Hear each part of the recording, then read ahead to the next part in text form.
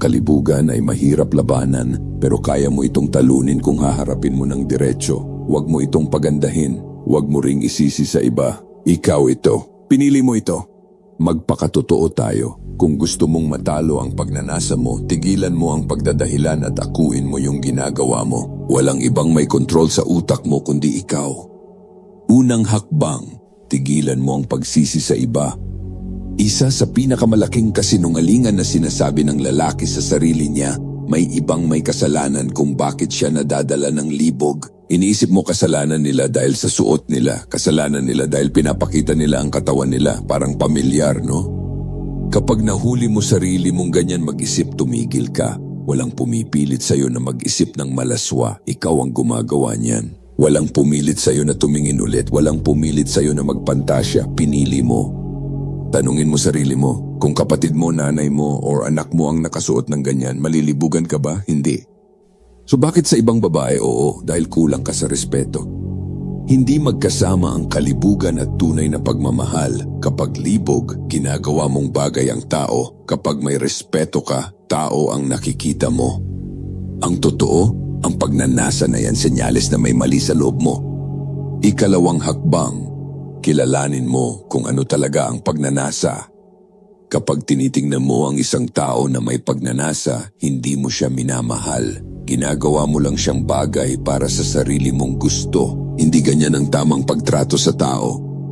Kapag hinayaan mong mangibabaw ang pagnanasa, pinipili mo ang pagiging makasarili. Hindi mo na siya nakikita bilang tao, kundi bilang isang bagay na pwede mong gamitin sa isip mo. Yan ang totoo, at hanggat hindi mo inaamin yan, hindi ka makakaalis sa paulit-ulit na cycle. Kailangan mong baguhin kung paano ka tumingin sa ibang babae. Simulan mong isipin na ang kaharap mo ay tao. Kapatid, magulang, kaibigan, isang taong dapat igalang, hindi sila para sa libog mo. Kapag nasanay kang tumingin sa babae na puro katawan lang ang napapansin, mas lalong lalakas ang pagnanasa mo. Ikatlong hakbang, intindihin mo kung ano ang ginagawa ng porn sa'yo. Kung adik ka sa porn, harapin ang totoo. Lason yan, hindi normal, hindi yan simpleng libangan. Binabago nito ang utak mo. Unti-unti kang sinasanay na tingnan ang mga babae na parang gamit lang para sa sarili mong kasiyahan. Pinapahina nito ang kontrol mo sa sarili at mas lalo nitong pinapalakas ang pagnanasa mo. Habang mas pinapanood mo, mas nahihirapan kang tumigil. Parang apoy yan na lalo lumalaki habang pinapakain mo. Kung iniisip mo na wala kang nasasaktan, mali ka. Nasasaktan mo ang sarili mo, nasasira ang isip mo, at mas lalo kang nahihirapan magmahal at rumespeto sa ibang tao. Hindi ka biktima nito, may choice ka. Sa bawat panonood mo, pinipili mo yan. At sa bawat pagpili mo, lalo mong pinapalakas ang demonyo na sinusubukan mong labanan. At kapag hinayaan mong mangyari yun, magiging alipin ka ng sarili mong pagnanasa. Ikaapat na hakbang, putulin mo sa ugat. Hindi mo matatalo ang pagnanasa kung paminsan-minsan mo pa rin itong pinapayagan, parang apoy yan. Hindi mo mapapatay kung patuloy mo pa rin pinapakain. Ang tanging paraan para tumigil ito, tanggalin mo kung saan ito nagsisimula.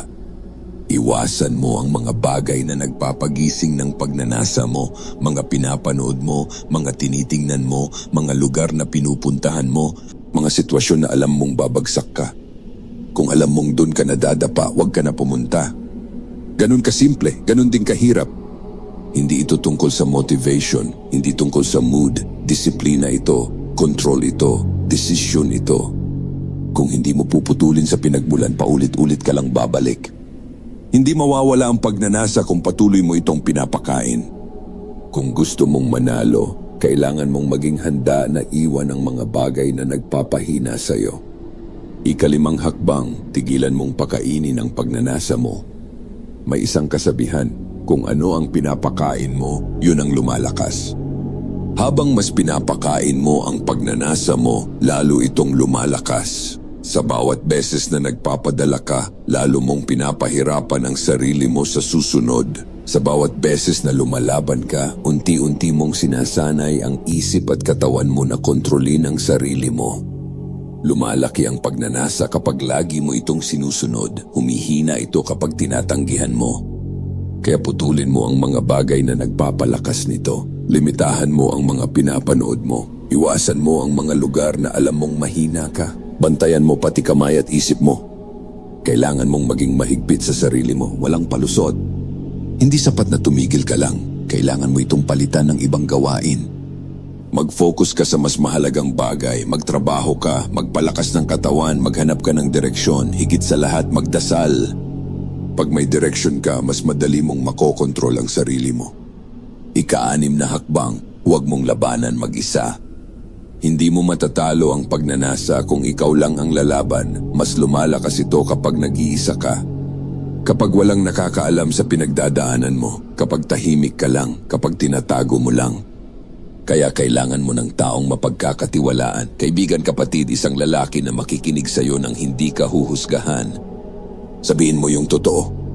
Kapag inilabas mo yan, parang nalalagyan ng ilaw ang isang bagay na sanay sa dilim. Ang kasalanan gustong nasa dilim, gustong walang nakakakita, gustong walang nagsasalita. Ilabas mo sa liwanag, humihina. Mas madali mong makokontrol ang sarili mo kapag may nakakaalam, kapag napapaligiran ka ng tao. Mahirap aminin, nakakahiya, pero kailangan. Kung itatago mo lang, mas lalo kang lulubog. Ginawa ko rin ang channel na ito para may magsabi sa iyo ng totoo, para alam mong hindi ka nag-iisa sa laban na to. Lalaki tayo. Alam natin kung gaano kalakas ang tukso. Kaya kung may pinagdadaanan ka, huwag ka mahiya mag-comment, magre-reply ako. Hindi ka nag-iisa. 7 hakbang, kumilos ka ngayon. Huwag mong ipagpaliban ang laban sa pagnanasa. Kapag sinasabi mong mamaya na o bukas na, hindi ka seryoso. Habang tumatagal na wala kang ginagawa, lalo itong nag-uugat sa buhay mo. Unti-unti nitong kinokontrol ang iniisip mo, ang ginagawa mo, at kung paano ka namumuhay. Kung gusto mong matalo ito, kailangan mong harapin mismo ang pinagmumulan. Parang damo yan, kung puputulin mo lang sa ibabaw, tutubo ulit. Kailangan mong hukayin hanggang ugat. Kailangan mong baguhin kung paano ka tumingin sa babae. Matuto kang tumingin na may respeto, hindi puro pagnanasa. Tao ang kaharap mo, hindi bagay, hindi laruan.